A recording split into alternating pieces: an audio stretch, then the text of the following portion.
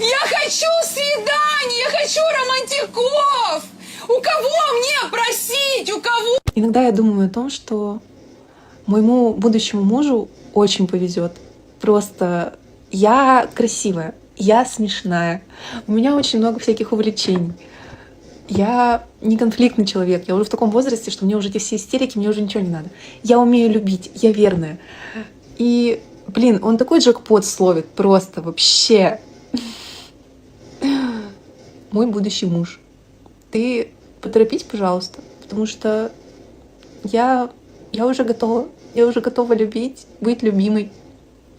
И просто жить счастливо вместе.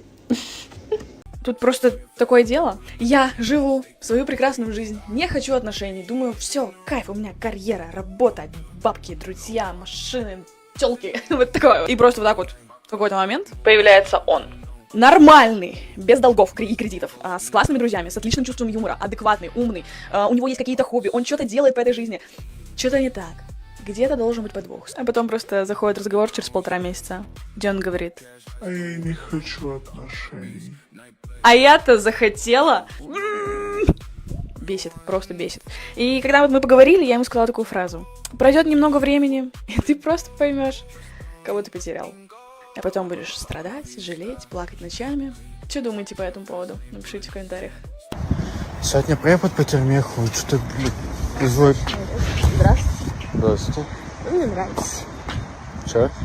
Вы мне нравитесь. Пойдемте со мной Куда? гулять. Меня все бросили, подружки бежали куда-то, и одна, и вот вы мне так нравитесь. Я так понял, вам прям хорошо. Да, мне кажется, что у нас типа... Так, От вас так тормозим. пахнет, вот я отвечала, от моего мужа должно пахнуть точно так же. Будьте моим мужем. Что? Ну, будьте моим мужем. Девушка, вы не в себе. В себе.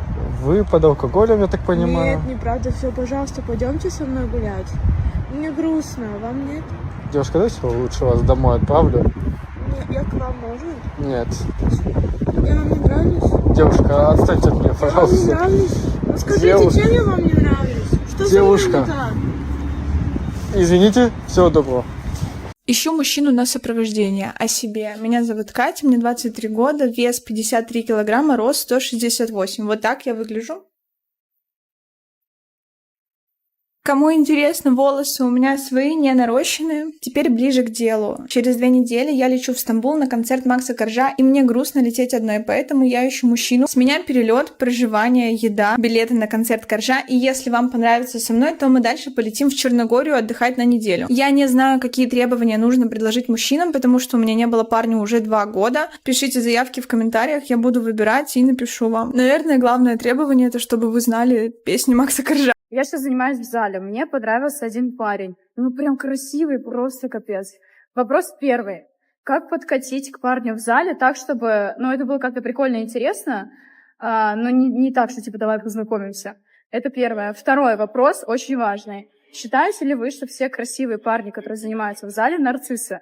Потому что если он нарцисс, вот не хочется, неинтересно, да? Есть ли вероятность, что красивый, накачанный парень может быть не нарциссом? Как вы считаете? Расскажите мне, пожалуйста, свои мнения. Вот моя подружка Аида. Она считает, что все парни нарциссы. А это он. Если вдруг кто-то его узнает со спины, дайте мне его. Сегодня хочу поговорить насчет мужской трусости. Вот сижу я на сайте знакомств, реальная история. Списываемся с молодым человеком. Ну ладно, не такой уж и молодой, ему примерно лет 45. Выглядит вроде бы статусно, фотографии скидывает, но голосовое так и не записал. Но предложил встретиться в среду. Я ему говорю: ладно, хорошо, я на эти дни не буду ставить работу, я на эти дни не буду ставить тренировки. Все, точно, подтверждаю, среда намечается, первое свидание. По итогу я ему пишу во вторник вечером, чтобы подтвердить. И знаете что? Он просто читает сообщение и молчит. Просто молчит. Вот объясните мне, ну неужели сложно написать, что не будет свидания? Зачем вы подставляете другого человека? И это касается зрелых мужчин. Что происходит с вами? Почему так происходит? Исходя из последнего рилса, у меня возникает вопрос. Почему молодая красивая женщина в разводе которой она воспитывает ребенка, которая следит за своим питанием, за своим здоровьем, за своей фигурой, которая занимается спортом, работает на 3 работах, работает над собой, над своим внутренним миром, считается неликвид, старая, РСП, худая, кривая, косая и вообще нахрен никому не нужна. А мужик, который женат или не женат, есть ребенок или нет ребенка, 20 лет, 30 лет, 50 лет, лежащий на диване с пивом, с пузом, не работающий или работающий хоть на какой-нибудь работе, абсолютно не понимающий себя, считается: вау, вот это жених, вот это тот самый. Сейчас подошел ко мне на БМВ, подъехал мужик. И такой. Я такая.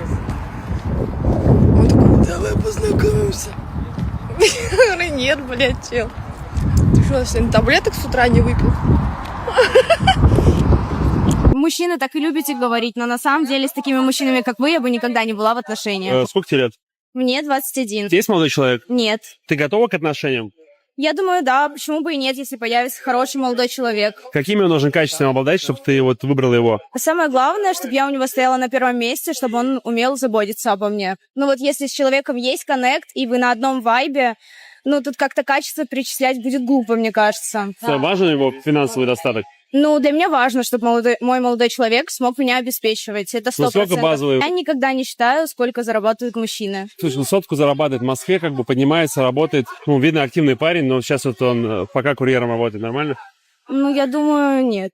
Есть какие-то вот возрастные ограничения? Ну, я не могу встречаться, если ему 30 лет. Это прям уже лет. нет. Да, вот что ты можешь ему дать взамен, помимо своей красоты и своей собачки? Мне кажется, мужчины, которые такое спрашивают, они не в моем поле зрения. Не знаю, мне такие не встречались. Я не знаю даже, как ответить на этот глупый вопрос. А в отношениях у тебя должен быть общий бюджет или твои его общие? Мои это мои, а его это наши общие. А как ты вкладываешься в отношения? Вот, если... Эмоционально, я его поддержка. Не знаю, всегда получалось так, что со мной, мой бывший парень зарабатывал намного крупнее суммы, чем до меня. Почему расстались? Не сошлись характерами. Тебе сейчас на будущее скажу, как психолог, если ты чего-то хочешь, должна соответствовать. Поэтому я спрашиваю, что ты можешь дать взамен? Я думаю, что психологи так не говорят, это во-первых. Мужчины так и любите говорить, но на самом деле с такими мужчинами, как вы, я бы никогда не была в отношениях.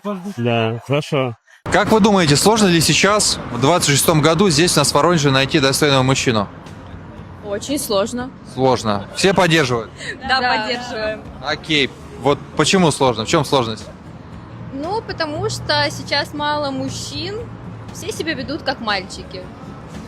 Нет ответственности, нет защищенности для девушек, все друг другу безразличны. Ну да, вот как-то нет какой-то серьезности. Какие-то нарциссы и мамкины сынки. Мамины корзиночки. Все. Просто все. Ну и вообще сейчас есть общая тенденция к тому, чтобы не создавать семьи вообще. Одинокими быть проще. Вы представляете, сколько вещей должны совпадать? Вы должны быть приятны друг другу, симпатичны, интересны. У вас должны быть общие цели, какие-то жизненные правила, наверное. Вы должны хотя бы плюс-минус одинаково поддерживать быт. Дети, не дети, общее жилье. Это сколько всего должно подружиться, представляете? Поэтому люди сейчас либо по отдельности живут в таких отношениях, либо вообще не создают отношений. Я их могу понять. Я, например, обеспечиваю себя Ивана сама, никому ничего не должна, как кошка сама по себе, понимаете? Мне так проще. Если я захочу с кем-то сейчас вступить в отношения, это должен быть человек, с которым мы всецело будем друг друга поддерживать и ни в чем не ограничивать. Это очень сложно. В общем, я тут задумалась. И я поняла, что все-таки я боюсь одиночества. Мне прям немножко жутковато становится от того, что я там типа в 45 проснусь, все так же одна в кровати, все так же со своим плюшевым медведем.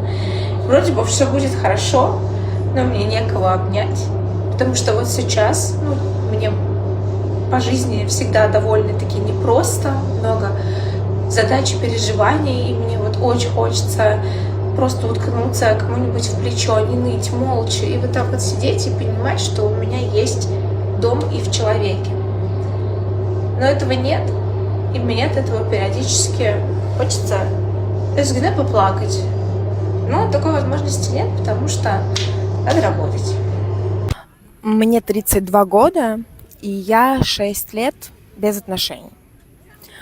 И все эти 6 лет я ни в кого не влюблялась. Я считаю, что все в нашу жизнь приходит вовремя, и не нужно ничего ускорять, не нужно как-то пытаться побыстрее что-то получить.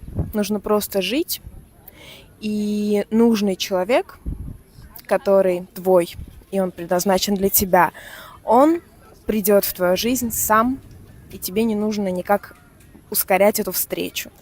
И я считаю, что наоборот круто побыть одной, попутешествовать, поразвиваться, поанализировать, узнать себя, провести с собой, с любимой время столько, сколько нужно.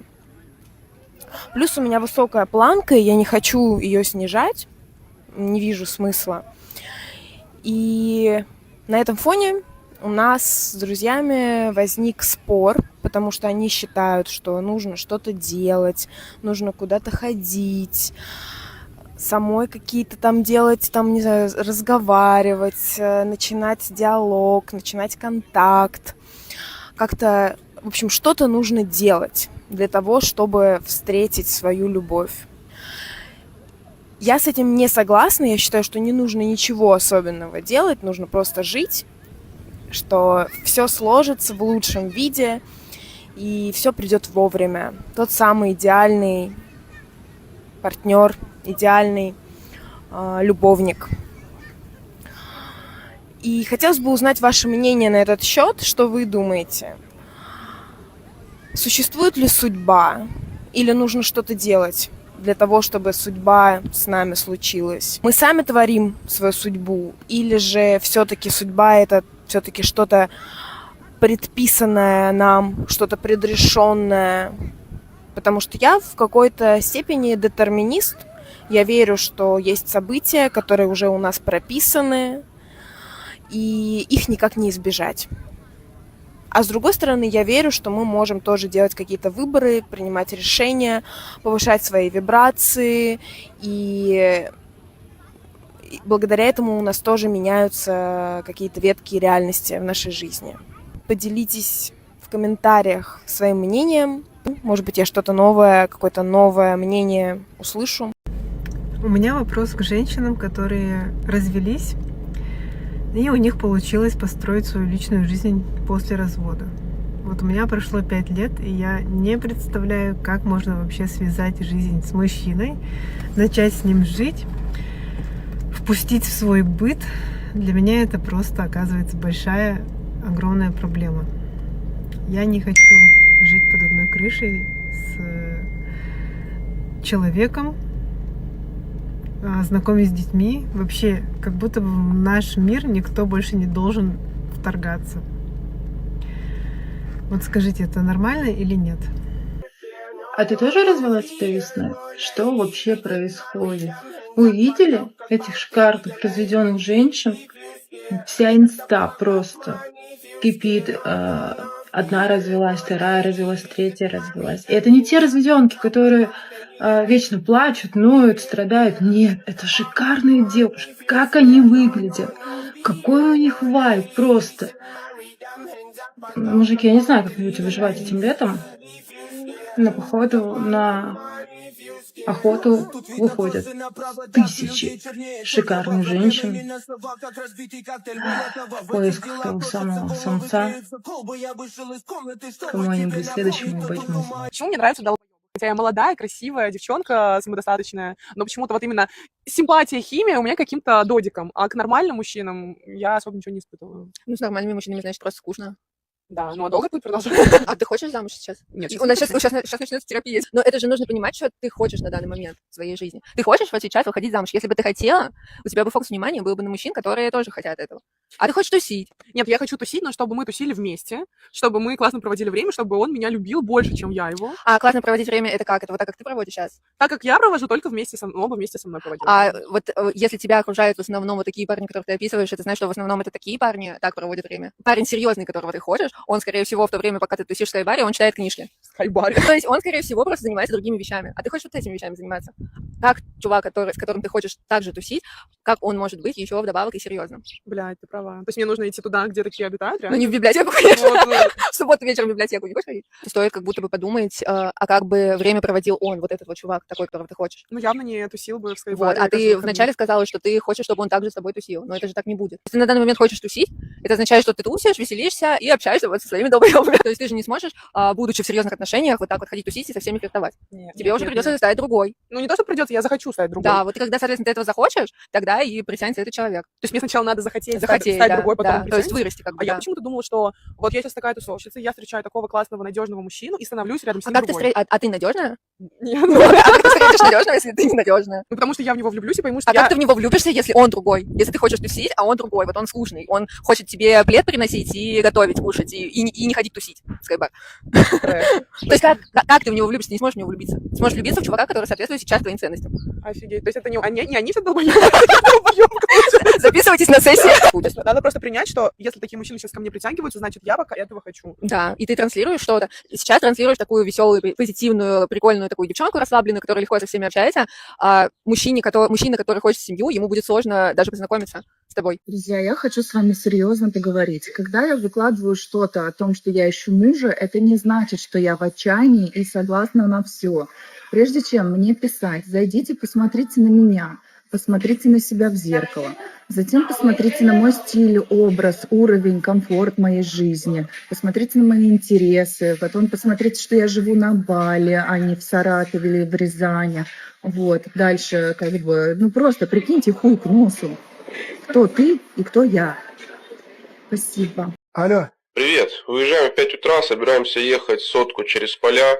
5 часов по жаре, в подъем. Возможно, где-то придется идти пешком, потому что не будет дороги. Поедешь с нами? Конечно, поеду. Это кто?